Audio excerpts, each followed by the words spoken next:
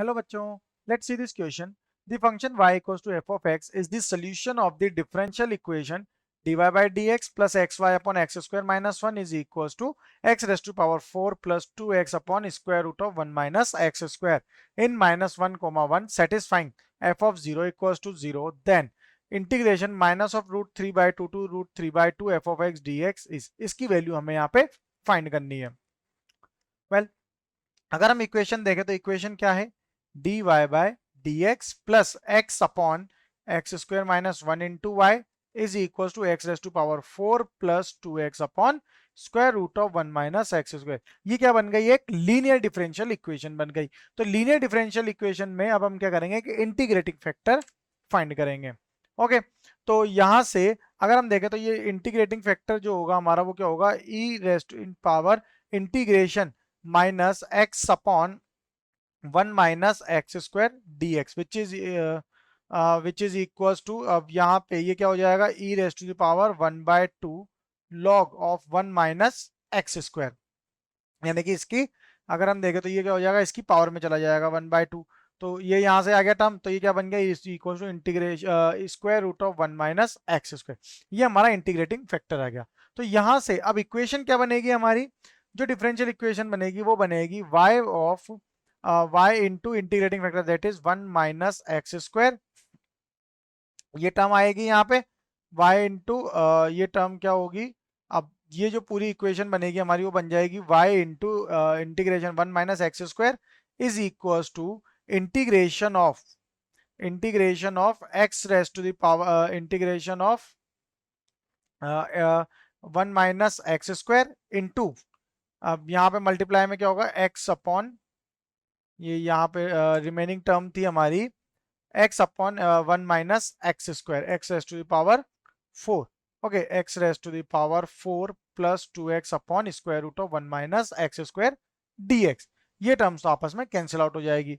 So y into square root of 1 minus x square is equal to क्या हो गया ये integration x raise to power 4 plus 2x dx. तो इसका integration क्या होता है x रेस टू पावर 4 का x raise to power 5/5 plus 2 into x square by 2, ये 2 से 2 कैंसिल आउट हो गया plus c.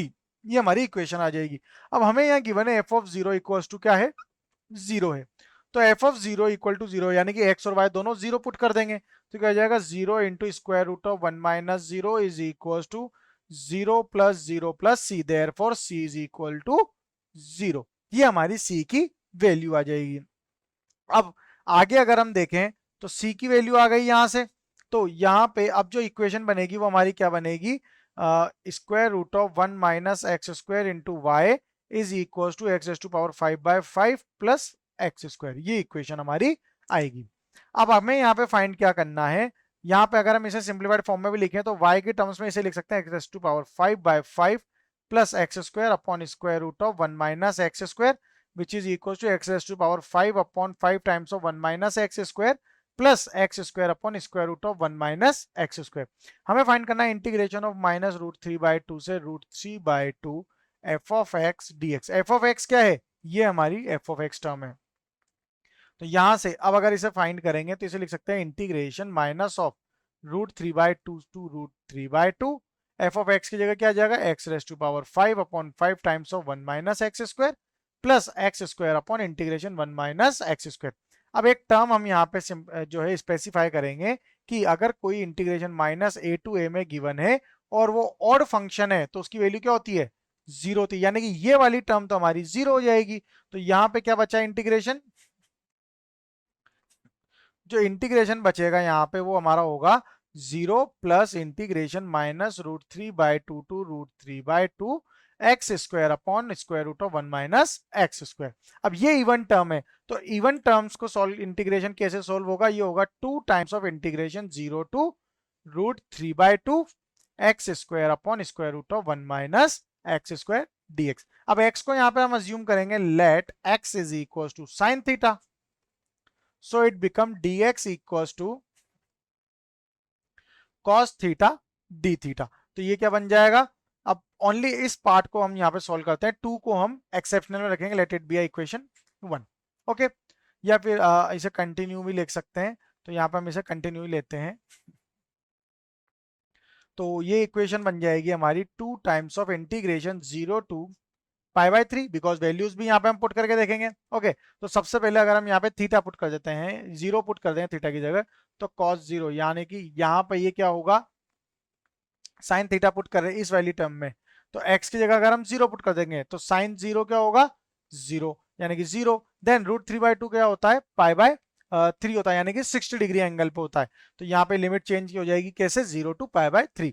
Then it become x square means sine square theta, dx means cos theta d theta divided by square root of 1 minus sine square theta यानी कि cos square theta. तो denominator में क्या आ जाएगा, only cos theta, ये यहाँ से कैंसिल आउट हो जाएगा। तो रिमेनिंग टर्म क्या आई, 2 integration of pi by 3 sign square theta को हम यहाँ से क्या लिखेंगे, साइन स्क्वायर थीटा को यहाँ से लिख सकते हैं 1 minus cos 2 theta divided by 2 into d theta. 2 से 2 कैंसिल आउट हो जाएगा, बचा क्या, integration 0 to pi by 3 1 minus cos 2 theta d theta, दोनों को अलग अलग इंटीग्रेट कर देंगे। तो 1 का इंटीग्रेशन थीटा माइनस कॉस 2 थीटा का integration sine 2 theta divided by 2। Okay, sine 2 theta divided by 2 हो जाएगा यहाँ से। तो ये यहाँ पे, और इसकी लिमिट क्या है, 0 टू पाई बाय 3, ये वैल्यूज आएंगी। अब इनमें वैल्यूज डाल के देखेंगे, तो वैल्यूज पुट करेंगे तो ये तो हो गया 0 माइनस साइन 0, 0/0 यानी कि 0 हो गया।